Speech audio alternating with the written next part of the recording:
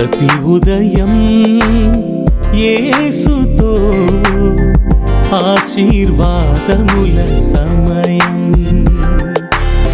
ప్రతి ఉదయం యేసుతో ఆశీర్వాదముల సమయం. రోజుకు సరిపడ జీవాహారం, రోజుకు సరిపడ జీవాహారం, ప్రతి స్థితిలోను సగు విజయం, ప్రతి స్థితిలోను సగు విజయం.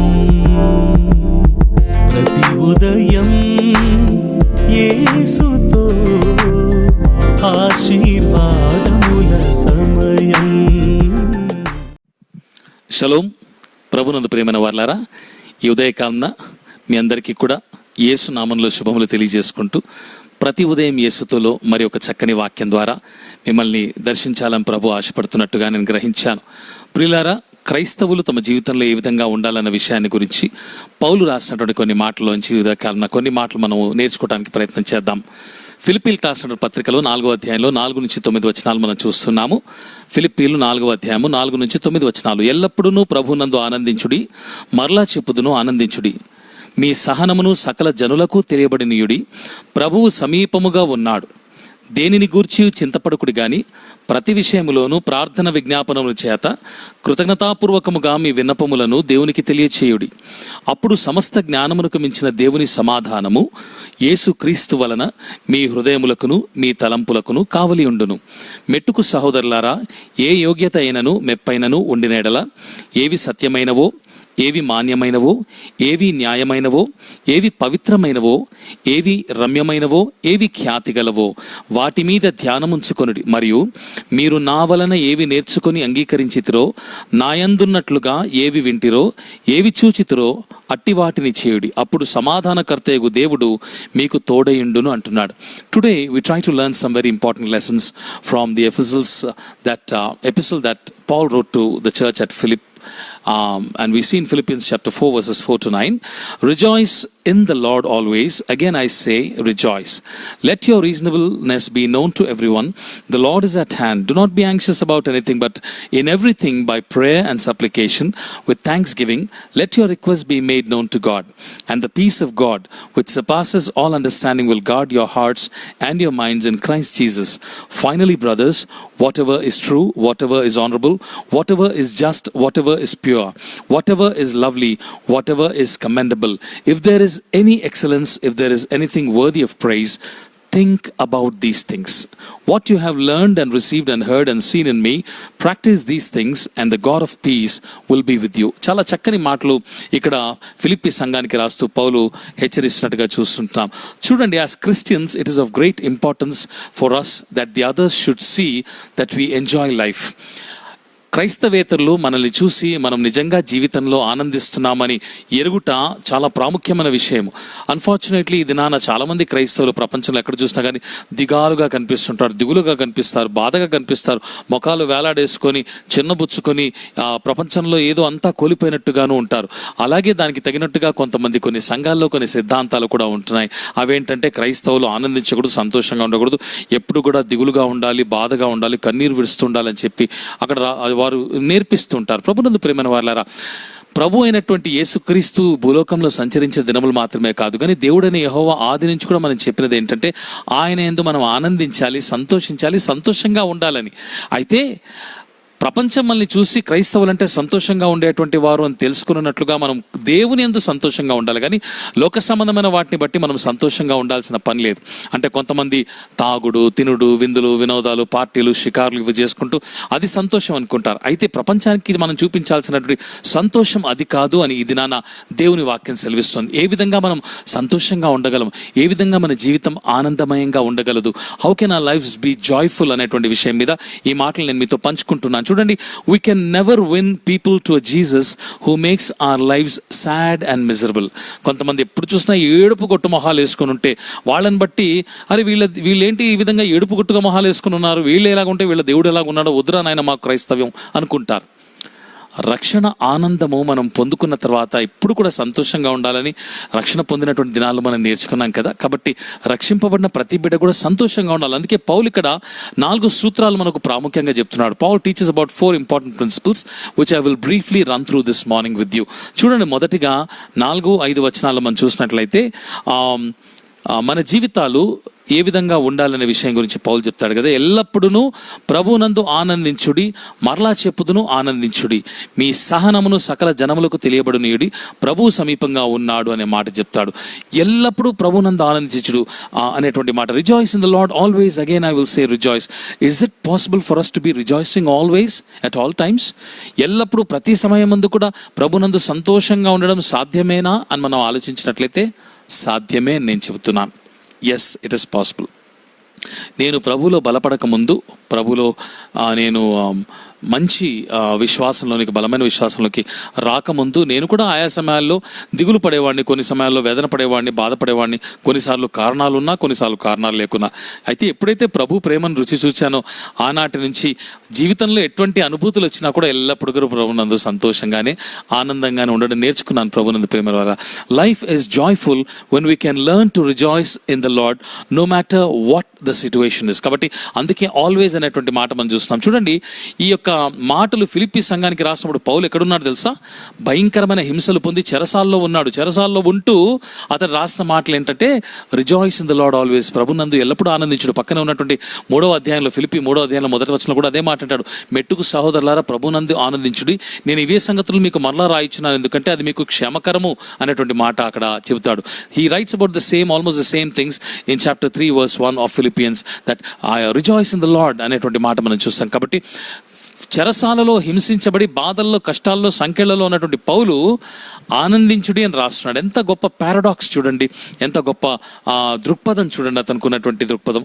అలాగే మనకు ఒక చిన్న విషయం, ఈ లోకంలో చాలా మంది చిన్న చిన్న సమస్యలు బట్టి ఎంతగానో బాధపడుతుంటారు, సంతోషించడం మానేస్తారు. చిన్న కష్టం వచ్చిందంటే వెంటనే దిగులు ముఖం, చిన్న ఇబ్బంది వచ్చినట్టు దిగులు ముఖం. మీ ఇంట్లో సమస్యలు ఉందా అని ఎవడో అడగక్కర్లేదు, ఒకరి ముఖం చూస్తేనే మనకు అర్థమైపోతుంది. చూడండి, మొదటి సమయంలో 17వ అధ్యాయంలో సౌలు రాజు అలాగే తనతో ఉన్నటువంటి ఇశ్రాయేలు సైన్యం అంతా కూడా గొలియాతును చూసినప్పుడు, 9 అడుగుల ఆజానుబాహును చూసినప్పుడు ఒక పెద్ద సమస్యను చూశారు. కానీ అదే నున్నులేత వయసులో ఉన్నటువంటి దావీదు గొలియాతును చూసినప్పుడు ఆజానుబాహుడని చూసి అతని యొక్క సైజును చూసి భయపడలేదు. కానీ నా గొప్ప దేవుడు ముందు వీడు ఆఫ్టర్ ఆల్ ఒక చిన్న సమస్య అని చెప్పి పరిగణించాడు. It's all matter of perspective, దృక్పథానికి సంబంధించిన విషయం. అందరూ గొలియాతులో పెద్ద సమస్యను చూశారు, దావీదు మాత్రం గొలియాతు కన్నా పెద్ద దేవుడిని చూశాడు. ఈరోజు కరోనా వైరస్ని చూసి చాలా మంది భయపడుతున్నారు. క్రైస్తవులు కూడా చాలా మంది గజగజ వణికిపోతున్నారు. అది చూస్తే ఆఫ్టర్ ఆల్ 0.85 ఆటోగ్రామ్స్ అట, అంటే it's 1 millionth in a trillion grams అనేటువంటి మాట నేను ఎక్కడో చదివాను. కాబట్టి అంత చిన్న జీవం లేనటువంటి ఒక కణము ప్రపంచాన్ని వణికించి వేస్తుంటే ఇంత గొప్ప దేవుని కలిగినటువంటి ప్రజలు భయపడాలా, ఆనందించాలా? చెప్పండి. మనం సంతోషించాలి, నిత్యము ఆయన ఆనందించే వారంగా ఉండాలి అనే మాట నేను మీకు చెప్తున్నాను. రెండవ సూత్రం, second principle that Paul is trying to teach us is in verse 6, 6వ వచనం చూస్తాం. దేనిని గూర్చి చింతపడకుడి గాని ప్రతి విషయంలోనూ ప్రార్థన విజ్ఞాపనముల చేత కృతజ్ఞతాపూర్వకంగా మీ విన్నపములు దేవునికి తెలియచేయడం అనేటువంటి మాట చూస్తుంటున్నాం. దేన్ని గురించి చింతపడకుడి అనేటువంటి మాట గతంలో కూడా మనం ఒక వాక్యంలో చూస్తాం. పేతురు అంటాడు కదా, మీరు దేని గురించి చింతపడకుడి, మీ చింత యావత్ ఆయన మీద వేయడు, ఎందుకంటే ఆయన మీ గురించి చింతించుచున్నాడు. Do not worry about anything, cast all your cares upon Jesus because he cares for you అనేటువంటి మాట మనం పీటర్లో చూసాం, పీటర్ రాసినటువంటి ఎపిసోడ్లో చూసాం. కాబట్టి చింత యావత్తు కూడా దేవుని మీద వేసేటువంటి బిడ్డలుగా మనం ఉండాలి. దేని గురించి చింతపడకుడు కానీ ప్రతి విషయమునందు కృతజ్ఞతాపూర్వకంగా మీ విన్నపములు, ప్రార్థనా విన్నపములు దేవునికి తెలియచేయడం. అంటే with a thankful heart we should always keep praying to God and stop worrying. First thing is we need to rejoice. Secondly, we should not be anxious, but we should be praying. We should be praying Christians. చింతించే క్రైస్తవులు కాదు కానీ ప్రార్థించే క్రైస్తవులుగా మనం ఉండాలనేటువంటి మాట అక్కడ చూస్తున్నాం. మత్తయి సువార్త 6వ అధ్యాయంలో కూడా 25 నుంచి 34 వచనాల్లో మనం చూసినప్పుడు ప్రభు అనేటువంటి యేసు అంటాడు కదా, ఏమి తిందుమో, ఏమి త్రాగుదామో, ఏమి ధరించుకుందాం అనే విషయం గురించి మీరు చింతింపకూడదు అనేటువంటి మాట గతంలో కూడా ఒకసారి వాక్యంలో మీకు చెప్పాను. కాబట్టి అలాగంటూ 33వ వచనం అంటాడు, మొదట నా నీతిని, నా రాజ్యంను వెతుకుడి, అప్పుడు ఇవన్నీ మీకు అనుగ్రహించబడిన అంటాడు. అలాగే 34వ వచనం అంటాడు, ఏనాటి కీడు ఆనాటికి చాలు. Every days trouble is enough for the day. First seek ye my kingdom and my righteousness. Matthew chapter 6 verses 24 to 35 లో మనం చూసినప్పుడు చూసినప్పుడు ప్రభు యేసు అంటాడు, కాబట్టి do not be anxious about what to eat, what to wear and where to live and how to live. కాబట్టి ఈ చింత లోక సంబంధమైనటువంటి చింత లోకస్తులు చింతిస్తారు. దేవుని బిడ్డలు నిత్యము కూడా చింత లేని వారిగా ఉండాలనే విషయాన్ని మనం చూస్తాం. అప్పుడు అలాగ అంటున్నాడు కదా, చివర్లో ఏమంటాడు, ఆ విధంగా చేసినప్పుడు 7వ వచనంలోట మనం చింతించకుండా, దేని గురించి బాధపడకుండా ప్రార్థన విజ్ఞాపనల చేత కృతజ్ఞతాపూర్వకంగా విన్నపములు దేవునికి తెలియజేసినప్పుడు అప్పుడు సమస్త జ్ఞానముకు మించిన దేవుని సమాధానము యేసుక్రీస్తునందు మన హృదయములకు మన తలంపులకు కావలుగా ఉంటుంది. In verse 6 he says, do not be anxious about anything, but in everything by prayer and supplication with thanksgiving let your requests be made known to God, and the peace of God which surpasses all understanding will guard your hearts and your minds in Christ Jesus. When we are not anxious about anything, but instead we are praying Christians and making our supplications known to God, the peace that surpasseth all understanding will guard our hearts and minds through Christ Jesus. That is the promise that Paul is saying God is giving us when we stop worrying and being anxious and instead start praying. కాబట్టి రెండవ సూత్రం అది. మూడవదిగా చూసినట్లయితే we should focus on precious things in life. జీవితంలో ఏది ప్రాముఖ్యమైనదో, ఏది ముఖ్యమైనదో దాని మీద మనము ధ్యానం పెట్టాలనే మాట మనం చూసాం. 8వ వచనం చూసినట్లయితే, మెట్టుకు సహోదరులారా, ఏ యోగ్యత అయినను మెప్పైనను ఉండిన ఎడల ఏవి సత్యమైనవో, ఏవి మాన్యమైనవో, ఏవి న్యాయమైనవో, ఏవి పవిత్రమైనవో, ఏవి రమ్యమైనవో, ఏవి ఖ్యాతి గలవో వాటి మీద ధ్యానం ఉంచుకొనుడి. చూడండి, 6 విషయాలు చెప్తూ దాని మీద ధ్యానం ఉంచమంటాడు. In verse 8 he asks us to focus on things that actually are precious in life, that are actually very good and valuable in life. Finally brothers, whatever is true, whatever is honorable, whatever is just, whatever is commendable, if there is any excellence, if there is any worthy of praise, think about these things అనేటువంటి మాట మనం చూసాం. కాబట్టి Paul asks us to think about those things. Negative thinking leads us into fear, into a life of fear and uncertainty, while positive things lead us into positivity and joy. చూడండి, ఎప్పుడు కూడా మనము negative దృక్పథం కలిగినటువంటి వారమై మనం ఉన్నట్లయితే నిత్యము కూడా భయములోను, చింతలోను, ఆందోళనలో ఉండేటువంటి వారంగా ఉంటాం. అదే మనం పాజిటివ్ దృక్పథం కలిగినటువంటి వారం, మంచి దృక్పథం కలిగినటువంటి వారమై ఉన్నప్పుడు జీవితం పట్ల దాన్ని బట్టి మనం భయం లేకుండా, చింత లేకుండా, సంతోషంగా, ఆనందంగా జీవించడానికి అది దోహదపడుతున్న మాట మీకు చెప్తున్నాం. విశ్వాస బలము ధ్యానం మీద ఆధారపడి ఉంటుంది. దేన్ని ఎక్కువగా ధ్యానం చేస్తామో దాన్ని బట్టి విశ్వాసం. ఎక్కువగా లోక సంబంధమైన సమస్యల మీద ధ్యానిస్తే మన విశ్వాసం అంత బలహీనంగా ఉంటుంది. ఎక్కువగా ఈ ఖ్యాతి కలిగినటువంటి 6 విషయాల మీద ధ్యానం ఉంచితే మన విశ్వాసం దాన్ని బట్టి బలం పొందుతుంది. దేవుని బిడ్డలుగా ఈ 6 విషయాలు ఎక్కడ ఉంటాయంటే దేవుని వాక్యంలో మనకు కనబడతాయి. కాబట్టి అందును బట్టి అవేంటట, సత్య మార్గములు దేవుని వాక్యములు, మాన్యమైనవి ఏమిటి, ఆయన యొక్క న్యాయ విధులు, న్యాయమైనవి ఏంటి, ఆయన చూపించేటువంటి త్రోవలు, ఆయన చెప్పేటువంటి మాటలు, ఏవి పవిత్రమైనవంటే ఆయన మనకిచ్చేటువంటి ఆజ్ఞలు, మనం గైకొనవలసినవి, మన జీవిత విధానము. అలాగే ఏవి రమ్యమైనవి అంటే దేవుని యొక్క పరలోక సంబంధమైన విషయాలు రమ్యమైనవిగా చూస్తున్నాం. ఏవి ఖ్యాతి గలవి అంటే దేవుని నీతిని ఆధారం చేసుకొని బ్రతికేటువంటి విషయాలు ఖ్యాతి గల విషయాలు. కాబట్టి వీటి మీద మన ధ్యానం ఉంచాలి అని చెప్పి పౌలు మన జ్ఞాపకం చేస్తున్నాడు. చివరిగా మనం చూసినప్పుడు ద 4th ప్రిన్సిపల్, 4వ సూత్రం ఏంటంటే pass it on. We should pass it on to others. ఇతరులకు కూడా మనం పంచేవరంగా ఉండాలి అని అక్కడ చూస్తున్నాం. మరియు మీరు నా వలన ఏవి నేర్చుకుని అంగీకరించితిరో, నా యందున్నట్లుగా ఏవి వింటిరో, ఏవి చూచితిరో అట్టి వాటిని చేయుడి, అప్పుడు సమాధానకర్తయగు దేవుడు మీకు తోడై ఉంటాడు అని చెప్తున్నాడు. ఈ లోకంలో మనం సంతోషంగా, ఆనందదాయకంగా ఉండాలంటే 4 సూత్రాల నుంచి 4వ సూత్రం ఏంటట, పౌలు అంటున్నాడు కదా, హౌ మెనీ మనం అంటే from him he's asking us to learn and pass it on to others. అతని నుంచి మనం నేర్చుకొని, అతను ఏ విధంగా ఉన్నాడు, ఏ విధంగా జీవించాడు, అతని వలన మనం నేర్చుకొని అతడు ఉన్నట్లుగానే మనం కూడా ఉండాలని చెప్పి అప్పుడు సమాధానకర్త దేవుడు మనకు తోడై ఉంటాడని చెప్పి వాగ్దానం చేస్తుంటున్నాడు. How many times a smile has changed our day. ఒక వ్యక్తి మనం బాధలో ఉన్నప్పుడు, కష్టంలో, ఇబ్బందిలో ఉన్నప్పుడు మంచి చిరునవ్వుతో మనని పలకరించినప్పుడు ఆ వ్యక్తిని బట్టి పాజిటివ్ వైబ్స్ మనం పొందుకొని సంతోషించలేదా చాలాసార్లు? చూడండి, జాయ్ కెన్ బి ఇన్ఫెక్షస్. ఆనందం అనేది ఒక అంటువ్యాధిలాగా ఉంటుంది. మనం చిరునవ్వుతో సంతోషిస్తూ ఇతరులను పలకరించినప్పుడు వాళ్ళ హృదయంలో దుఃఖం కూడా పోయి వాళ్ళు కూడా సంతోషించేటువంటి వారుగా ఉంటారు. దుఃఖించేటువంటి వారితో పోయి మనం కూడా వాడే బాధల్లో ఉంటే మనం కూడా బాధగా పోయి ఎవరో ఇలాగున్నా అని చెప్పి మనం కూడా బాధగా మాట్లాడితే వాడి బాధ కాస్త ఇంకెక్కువ అవుతుంది. కానీ వాడు సంతోషించేవాడుగా ఉన్నాడు. కాబట్టి Paul learn to be happy and joyful in every experience and is asking us to pass it on to others after learning it from him. అతని దగ్గర నుంచి నేర్చుకుని పౌలు ఏ విధంగా ప్రతి అనుభవంలో కూడా సంతోషంగా ఉండగలిగాడు, మనం కూడా ఆ ఆనందకరమైనటువంటి జీవితాన్ని ఇతరులకు పంచే వరంగా ఉండాలనే విషయాన్ని మనకు తెలియజేస్తుంటున్నాడు. Life being joyful and sad is just a matter of perspective. మరలా చెప్తున్నాను, జీవితము ఆనందంగా లేకపోతే దుఃఖకరంగా ఉండాలి అంటే అది కేవలం మన దృక్పథం మీద ఆధారపడి ఉంటుంది. ఎటువంటి పరిస్థితుల్లో ఉన్నా, ఏ సిచ్యువేషన్లో ఉన్నా కూడా ఆనందించగలిగేటువంటి మనస్సు దేవుడు మనకి ఇచ్చాడు. కాబట్టి మనం ఆ మనస్సును బట్టి మనం దేవుని యందు సంతోషంగా ఉంటే ఏ సమస్య మనల్ని ముట్టదు, ఏ బాధ ఉన్నా కూడా, ఉపద్రవం ఉన్నా కూడా ఆయనలో ఆనందంగా మనము వెళ్ళగలం. కాబట్టి true joy is in Jesus.